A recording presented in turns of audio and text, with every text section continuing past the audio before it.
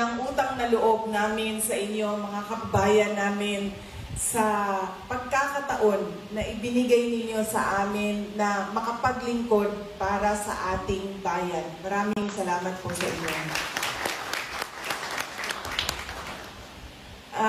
Noong kami po ay nangangampanya noong 2022, nagbaylan po kami mula Davao City, paakyat ng Ilocos, tapos paikot, pababa, balik ng Davao City.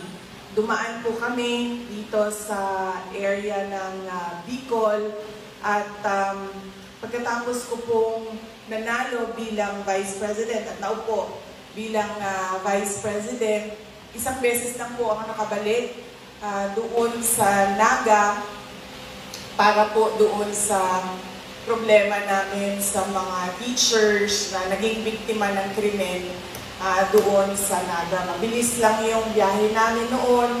Pinuntahan lang namin yung mga teachers at kinausap namin sila. At tinulungan namin sila kung paano gagawin yung kaso nila kontra doon sa suspect na tinuturo nila. Tapos masaya ako dahil nung nakaraang linggo, nakatanggap ako ng invitation. Sabi nung kaibigan ko na tiga Naga, kung libre daw ako, ay iniimbitahan nila ako na ma-witness yung 100 years na centennial 100 years na mass ng centennial coronation ni Ina. So, nandoon kami nung Friday para umattend ng misa at binisita din namin yung mga kaibigan namin doon sa Naga. Kaibigan namin simula noong 2015, 2016, 2019 at syempre yung mga kaibigan na noong 2022 na tumulong sa aming kandidatura. Pagkatapos nun, sabi ko, puntahan natin yung island barangays ng Vinsons para tingnan yung makausap yung mga tao. Kami kasi sa Davao City, wala kaming island barangays. Pero napansin ko, maraming probinsya ang maraming mga island barangays. So, pupunta kami doon sa Calaguas. Nakausap namin yung dalawang kapitana nila. Doon sa kanila, 3 babaeng kapitan, 3 barangay. Yung isa wala doon. So, nakausap namin yung barangay council ng 2 barangay nila. At nakapagsabi sila kung ano yung mga pangangailangan nila doon. At ano yung mga nakukuha nila galing sa national government. Tapos ngayong araw naman na ito, nag-schedule kami para dito sa Daet, para sa inyo, at sa Legazpi, sa Albay, para sa mga kaibigan din namin doon sa Legazpi, sa Albay. Kung hindi niyo pa po alam, meron pong Office of the Vice President Satellite Office nandoon po sa Legazpi. Yun pong opisina namin doon, sila po yung nagbababa ng medical assistance, burial assistance, livelihood projects, entrepreneurship projects namin, at iba pang mga proyekto ng Office of the Vice President. Maliit lang kami na opisina, maliit lang din yung scope ng budget namin, pero sinusubukan namin talaga na ibigay siya doon sa mga underserved na municipalities sa Bicol region. Masaya ako na, alam nyo, hindi ko kayo binobola. Sa totoo lang, ang dami ko na napuntahan ng dagat.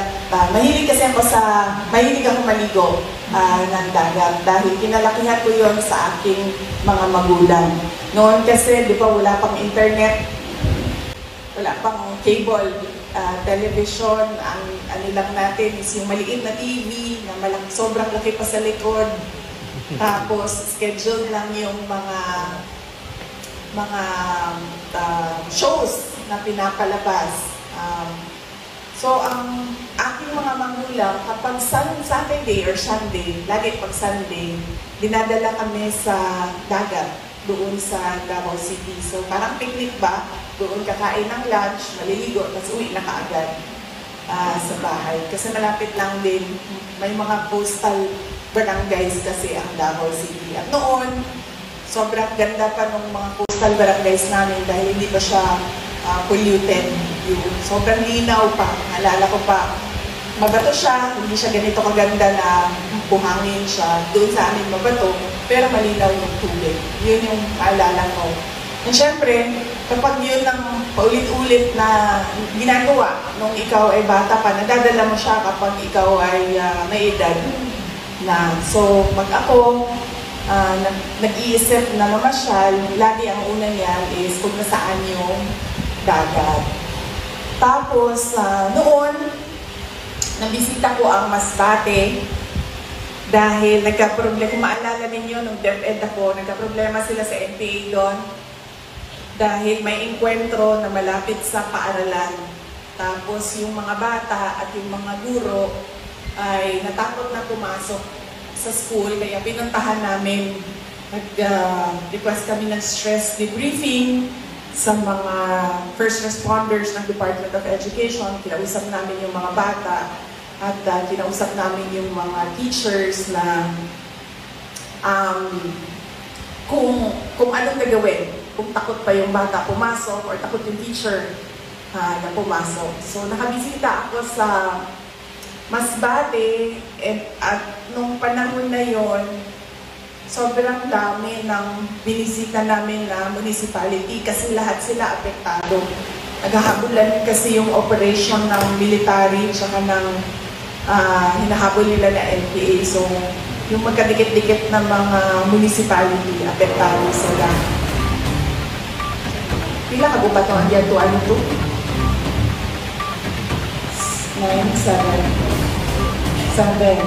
7 municipalities yung binisita namin sa Masbate. Tapos, kailangan namin mag-overnight doon at nag-overnight kami sa Municipality of Balud sa Masbate. Sobrang ganda nung kanilang dagat doon sa Masbate. Nasabi ko na isa yon sa mga pinakamaganda na nakita ko. Pero nung pumunta ako dito sa Camarines Norte, pumunta ako sa Calanguas, walang makakatalo sa Camarines Norte na ganda nung islands ninyo. Sobra. Akala ko nga, di ba lagi na sinasabi ng mga tao na sa Palawan, syempre Boracay na talaga yun eh. World known na siya. Pero pag magtatanong ka sa mga tao na nakaikot ng Pilipinas, sasabihin nila maganda sa Palawan. Maganda ang dagat sa Palawan.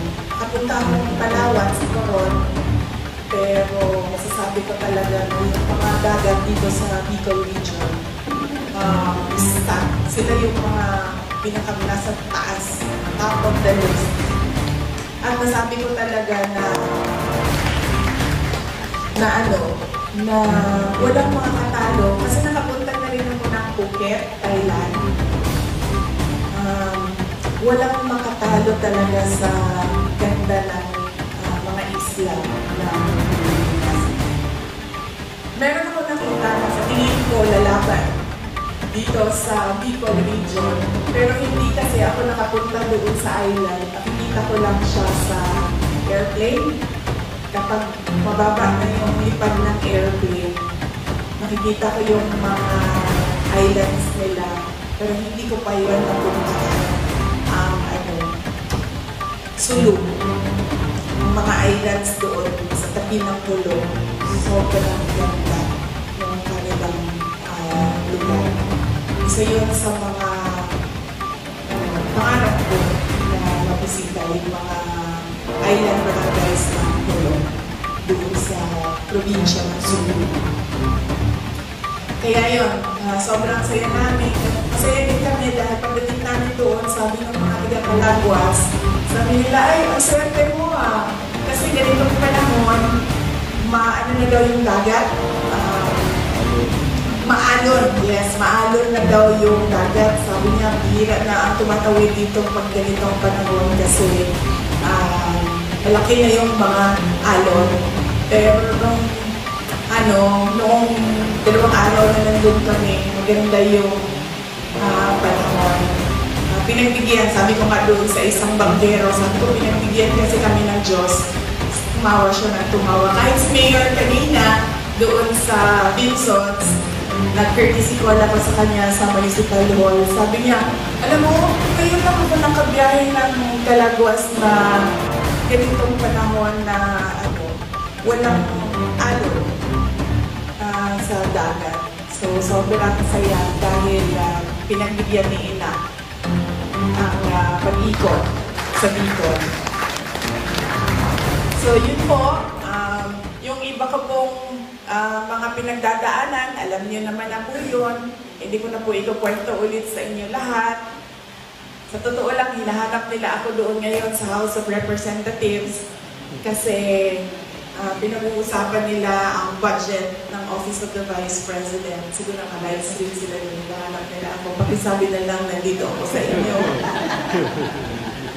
Sabi ko sa kanila, binibigay ko na yan sa inyo kung anong gusto niyong gawin sa budget ng Office of the Vice President. Bahala na kayo. Basta kami, kung anong meron, yun ang tutuloy-tuloy ang trabaho ng Office of the Vice President.